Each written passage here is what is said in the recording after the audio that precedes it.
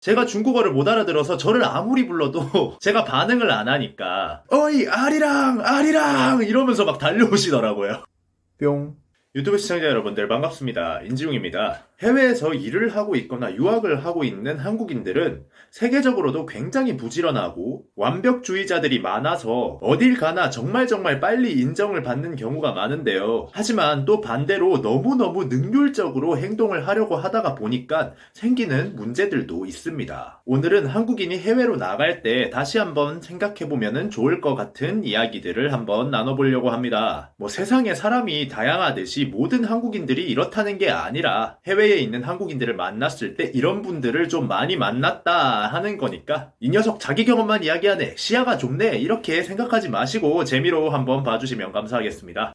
뿅. 해외에 있는 한국인 첫 번째 특징은 언어가 완벽하게 유창하지 않으면 입을 다물어 버린다는 거예요. 이게 한국인 특유의 완벽주의 성향하고 가만히 있으면 중간은 간다, 잘하지 못할 거면은 나서지 마라, 이런 문화들 때문에 생겨난 일이라고 생각해요. 우리가 해외에 유학을 왔거나 일을 하러 갔거나 하면은 당연히 현지인보다는 말을 못할 수밖에 없습니다. 그런데 제가 해외에서 본 많은 한국인들은 본인이 말이 유창하지가 못하면은 말이 유창하게 될 때까지 사람 만나는 걸 피하면서 집에 틀어박혀서 공부를 한다거나 한인타운에 가서 한국인들이랑 놀아버리더라고요. 사실 이렇게 되면은 외국에 나오는 의미가 없겠죠. 집에서 틀어박혀서 공부하는 건 한국에서도 할 수 있잖아요. 굳이 외국까지 왔으면은 외국인들이랑 말이 안 통하더라도 어떻게든 온몸으로라도 얘기를 해야죠. 저는 중국에 진출하게 된 게 너무 갑작스럽게 정해진 일이라 제가 따로 중국어를 공부하고 이렇게 넘어간 게 아니에요. 정말 니하오밖에 모르고 중국에 왔습니다. 제가 사는 동네에는 소수민족도 한 명이 없고 한국인도 한 명이 없는 정말 순수 한족들만 사는 동네였습니다. 그러다 보니까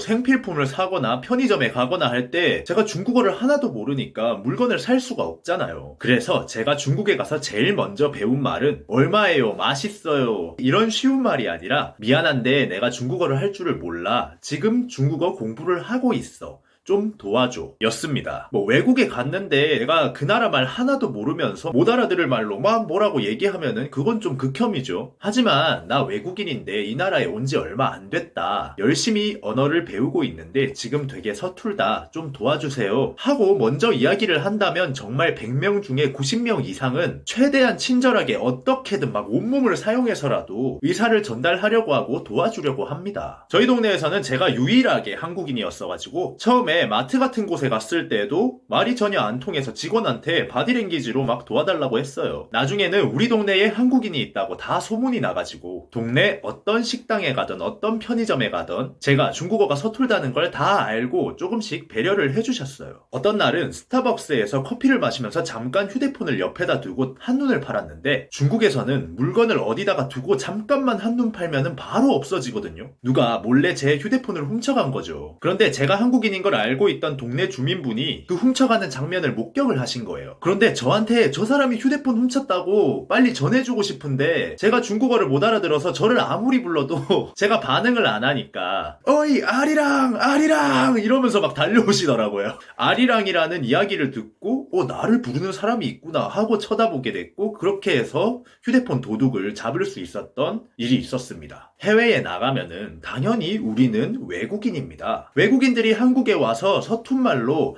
안녕하세요, 저 한국 처음 왔습니다, 길 모릅니다, 이런 식으로 얘기하면은 저희도 다 최대한 막 열심히 알려주려고 노력을 하잖아요. 세계 어딜 가도 나쁜 놈은 존재하지만 그렇게 도와주려고 하는 사람들이 훨씬 많습니다. 그런데 해외에 나가서 만나본 한국인들은 내가 말을 못하면은 사람들이 무시하지 않을까 라는 생각이 있는지 말을 못해도 좀 당당하게 이야기하고 계속 의사소통을 해야지 말이 느는데 익숙하지 않다고 입을 다물어 버리시는 분들이 되게 많더라고요. 나는 외국인이니까 좀 도와주세요 하고 당당하게 이야기해보는 건 어떨까요? 저는 그 동네에서 산지 한 6개월 정도 지나고 나서부터 슬슬 중국어가 트이기 시작했는데 이제 어디 가서 물건도 중국어로 사고 혼자 헬스장도 다니고 막 그렇게 하다 보니까 동네 주민분들이 야, 너 진짜 중국어 빨리 느는구나, 한국인들은 진짜 무서울 정도로 빨리 배우네 라고 이야기해주신 분들도 있어요. 혹시나 해외에 나가실 분이 있다면은 가서 내 나라가 아니라고 소극적으로 나서기보다는 일단 몸으로 한번 들이박아보는 건 어떨까요?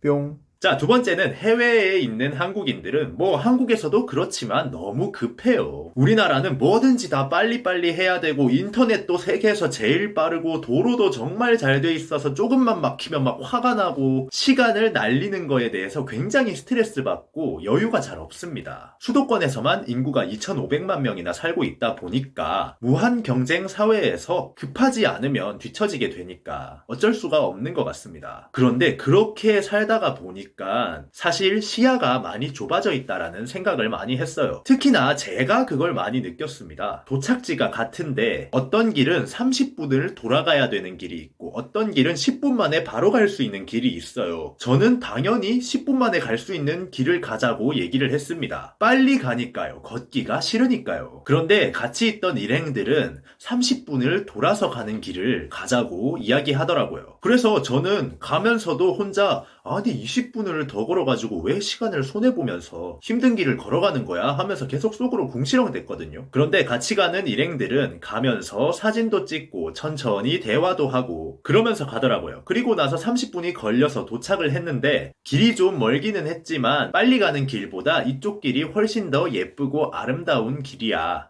라고 얘기를 하더라고요. 저는 왜 10분짜리 길을 가지 않는가에 대해서 생각하고 속으로 궁시렁대느라 그 예쁜 길을 구경도 못한 거예요. 주변을 살피지 않고 궁시렁대느라 앞만 보고 걸었던 거예요. 그 이야기를 딱 듣고 나서 아, 내가 너무 계산적으로 살았구나. 너무 앞만 보고 살면서 전진했구나. 내가 주변을 둘러볼 줄 모르는 사람이었구나. 이런 생각이 들어서 참 부끄러웠습니다. 해외의 여러 사람들을 많이 만나면서 그 사람들의 특유의 여유를 좀 배울 수 있었던 것 같아요. 그런데 정말 신기한 게 한국에 들어와서 한국 친구들 만나잖아요. 그러면 또 극한의 가성비충이 됩니다. 이건 뭐 어쩔 수가 없는 것 같아요. 하지만 10분짜리 길도 30분짜리 길도 다 그 길만의 의미가 있을 건데 그 순간을 보지 못하고 너무 계산적으로만 살고 있었구나 하는 그런 생각을 많이 했어요. 자, 재밌게 보셨나요? 오늘은 해외에 있는 한국인들이 한 번쯤 다시 생각해 볼 만한 일에 대해서 한번 이야기를 해봤는데요. 저의 주관적인 생각이고 제가 개인적으로 겪었던 썰을 토대로 이야기하는 거니까 해당이 안 되시는 분도 있을 거예요. 하지만 이런 썰들을 얘기하다 보면은 많이 공감해 주시는 분들도 정말 많은 것 같습니다. 오늘도 재밌게 보셨다면 구독과 좋아요 부탁드릴게요. 지금까지